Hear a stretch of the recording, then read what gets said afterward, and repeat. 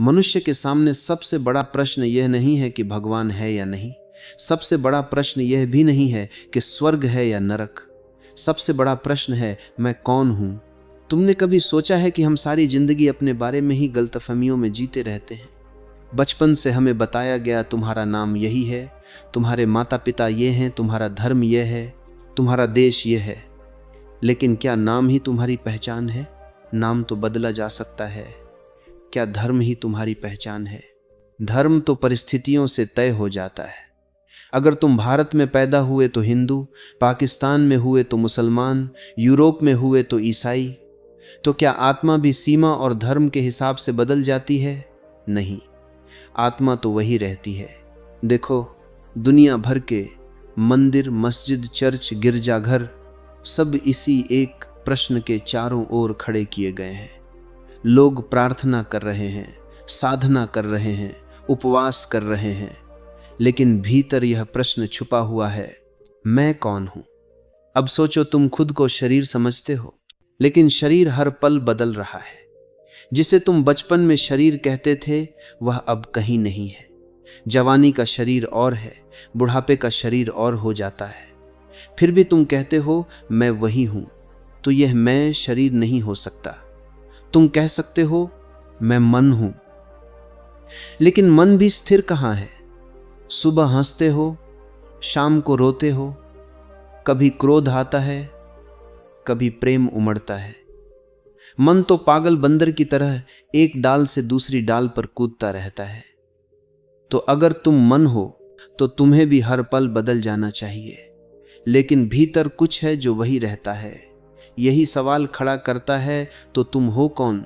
यह सवाल ही तुम्हें भीतर की यात्रा पर ले जाता है, और यही खोज धीरे धीरे तुम्हें चेतना तक पहुंचा देती है। चेतना वह जो हमेशा है, वह जो न बचपन में बदलती है, न जवानी में, न बुढ़ापे में। वह जो हर सुख दुख, हर उतरा आर चढ़ाव के बीच साक्षी बनी रहती है। वही आत्मा है। जब तक आदमी खुद को केवल शरीर मानता है, तब तक उसकी पूरी जिंदगी मृत्यु के डर से घिरी रहती है। सोचो, शरीर नाजुक है, एक छोटी सी बीमारी, एक छोटा सा हादसा और सब खत्म। अगर तुम यही मान लो कि मैं शरीर हूं, तो मृत्यु तुम्हें हमेशा पीछा करती रहेगी। फिर जीवन केवल सुरक्षा का खेल बन जाता है। क्या खाएं कि शरीर सुरक्षित रहे, कैसे जिएं कि बीमारी न हो, कैसे बचें कि मौत दूर रहे। लेकिन मृत्यु तो निश्चित है। तुम लाख कोशिश करो, शरीर बचने वाला नहीं। और अगर तुम कहते हो मैं मन हूं, तो भी परेशानी खत्म नहीं होती। मन का स्वभाव ही अस्थिरता है। कभी हंसी आती है, कभी आंसू बहते हैं, कभी गुस्सा उमड़ता है, कभी प्रेम। मन हमेशा बदलता रहता है, जैसे आसमान में बादल आते जाते। अगर तुम मन को मैं मानते हो, तो तुम्हारी पहचान भी बदलती रहेगी। कभी तुम अच्छे इंसान हो जाओगे, कभी बुरे, कभी देवता, कभी राक्षस। तुम्हें कभी चैन नहीं मिलेगा। लेकिन अगर थोड़ा सा ठहर कर, थोड़ी सी सजगता से देखो, तो तुम्हें एक अद्भुत खोज होगी। तुम देखोगे कि शरीर बदल रहा है, मन बदल रहा है, लेकिन कुछ है जो कभी नहीं बदलता। बचपन में भी वह था, जवानी में भी वही है, बुढ़ापे में भी वही रहेगा। जब तुम रोते हो तब भी वह मौजूद है, जब तुम हंसते हो तब भी वह मौजूद है, जब तुम सोते हो तब भी वह गवाही दे रहा होता है। वह है चेतना। यही तुम्हारा असली घर है। शरीर तो जैसे कपड़े हैं जिन्हें तुम पहनते हो और छोड़ देते हो। मन तो जैसे एक उपकरण है जो विचारों के रूप में चलता है। लेकिन चेतना वह तुम्हारी जड़ है, तुम्हारा केंद्र है, तुम्हारा शाश्वत स्वरूप है। याद रखो, शरीर तुम्हारा घर नहीं है, मन तुम्हारा घर नहीं है। तुम्हारा असली घर चेतना है, जहां कोई भय नहीं, कोई बदलाव नहीं, केवल शांति है। चेतना को समझने के लिए तुम्हें किसी ग्रंथ, किसी शास्त्र, किसी गुरु की लंबी व्याख्या की जरूरत नहीं है, क्योंकि चेतना कोई विचार नहीं है, यह कोई सिद्धांत नहीं है, यह तुम्हारा अपना ही अनुभव है। बस थोड़ी देर आंखें बंद करो, शरीर को ढीला छोड़ दो और भीतर देखना शुरू करो। तुम पाओगे विचार आते हैं, कभी योजनाएं, कभी यादें, कभी सपने। फिर वे विचार चले भी जाते हैं, वे स्थायी नहीं हैं।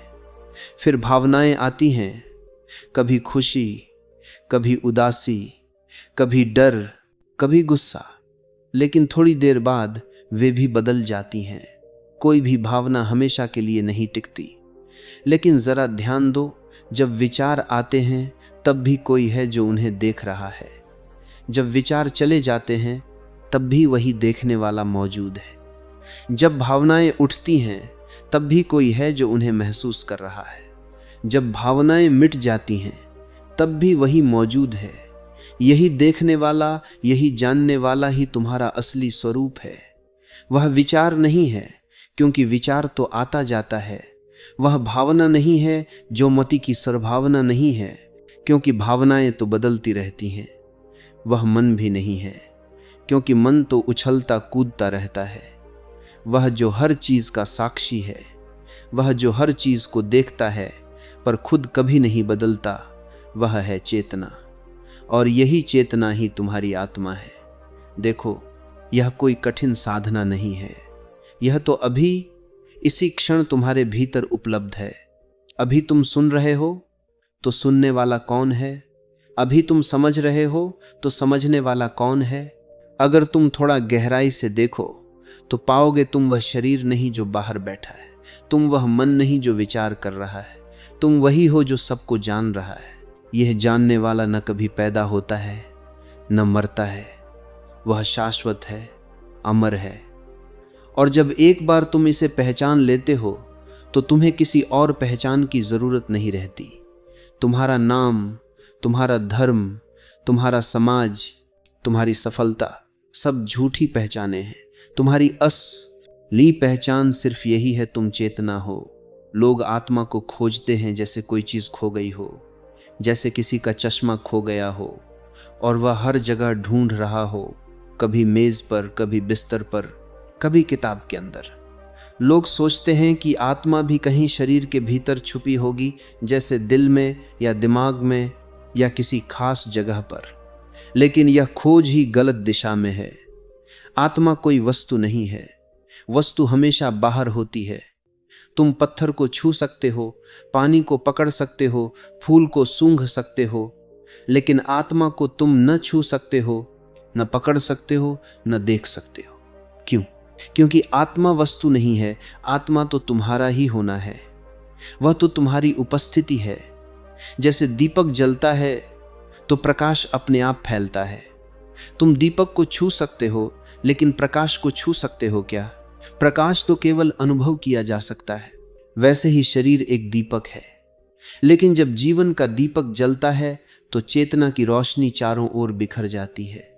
तुम चेतना को पकड़ने की कोशिश करते हो, लेकिन जैसे ही तुम पकड़ने की कोशिश करते हो वह हाथ से फिसल जाती है, क्योंकि पकड़ना वस्तु के लिए है और चेतना वस्तु नहीं है, वह तो तुम्हारी ही प्रकृति है। क्या तुम्हें कभी यह सवाल करना पड़ता है कि क्या मैं हूं? नहीं, होने का अनुभव तो हमेशा है। तुम हो, यही सबसे बड़ी सच्चाई है। पर यह होना ही आत्मा है। जब तुम कहते हो मैं हूं, तो यही मैं हूं आत्मा की सबसे पहली झलक है। लेकिन जब तुम कहते हो मैं यह हूं या मैं वह हूं, तो तुम वस्तुओं से खुद को जोड़ लेते हो, कभी शरीर से, कभी मन से, कभी रिश्तों से, और तभी भ्रम पैदा होता है। आत्मा कहीं छुपी नहीं है कि तुम्हें खोजनी पड़े। आत्मा हमेशा यहां है, अभी है। बस तुम उसे पहचान नहीं पाते, क्योंकि तुम बाहर की चीजों में उलझे रहते हो। आत्मा को ढूंढने का अर्थ यह नहीं कि कहीं बाहर से इसे लाना है। इस आत्मा को ढूंढने का अर्थ है अपनी आंखों से बाहर की धूल हटाना, अपने भीतर की सजगता को जगाना। और जैसे ही तुम सजग होते हो, तुम्हें पता चलता है आत्मा कोई वस्तु नहीं, आत्मा ही तुम्हारा होना है, तुम्हारी उपस्थिति है। तुम सोचते हो कि मनुष्य दुखी क्यों है? क्योंकि उसने कभी खुद को जानने का साहस ही नहीं किया। वह अपनी पूरी जिंदगी दूसरों को जानने में, दुनिया को जानने में, पैसे, पद, प्रतिष्ठा और संबंध जुटाने में खर्च कर देता है। वह बाहर बाहर दौड़ता रहता है।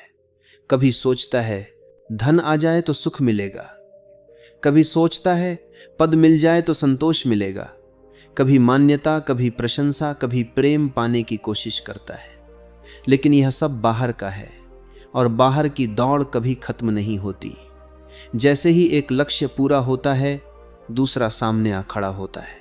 यह दौड़ अनंत है और इसी दौड़ में आदमी भूल जाता है कि उसके भीतर ही खजाना पड़ा है। वह सोने का है लेकिन भीख मांगता है। वह राजकुमार है लेकिन भिखारी की तरह जीता है, क्योंकि उसे अपने राजमहल का दरवाजा ही याद नहीं। जब आदमी चेतना से कट जाता है तभी अज्ञान पैदा होता है। अज्ञान का मतलब यह नहीं कि तुमने किताबें नहीं पढ़ी। अज्ञान का मतलब है कि तुम अपने असली स्वरूप को भूल गए।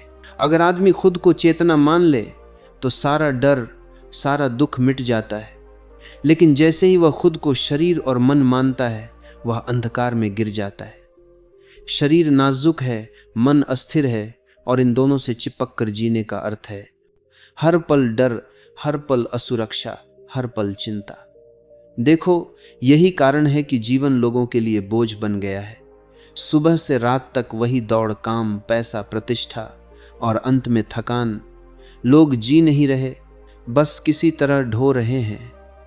उनका जीवन आनंद का उत्सव नहीं बल्कि एक भारी बोझ है।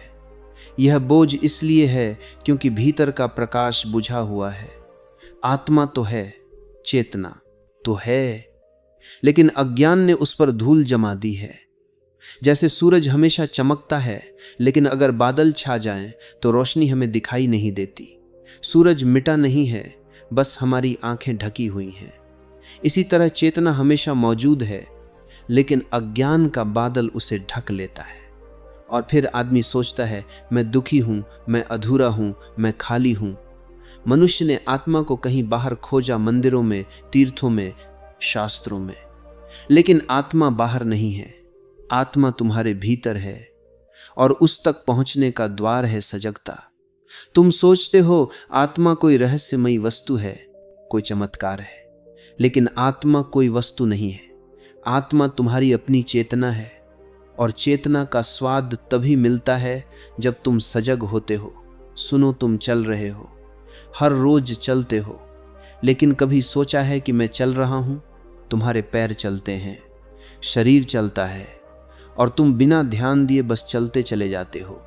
लेकिन अगर एक दिन धीरे धीरे चलो और चलते हुए देखो, हाँ मैं चल रहा हूं, तो भीतर कुछ बदलने लगेगा। अचानक तुम्हें लगेगा चलना सिर्फ शरीर का है। तुम स्वयं चलने वाले नहीं हो, तुम देखने वाले हो। यही सजगता है। जब तुम खाते हो, आमतौर पर तुम बिना देखे खा जाते हो। खाना तुम्हारे लिए सिर्फ आदत है, बस मुंह चल रहा है। लेकिन अगर खाने बैठो और हर कौर को देखो, उसका स्वाद लो, उसकी गंध को महसूस करो और भीतर साक्षी बने रहो, तो अचानक एक गहराई खुलती है।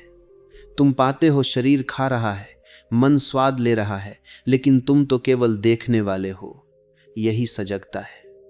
तुम बोलते हो, रोज बोलते हो, लेकिन जो बोल रहा है उसे कभी देखा?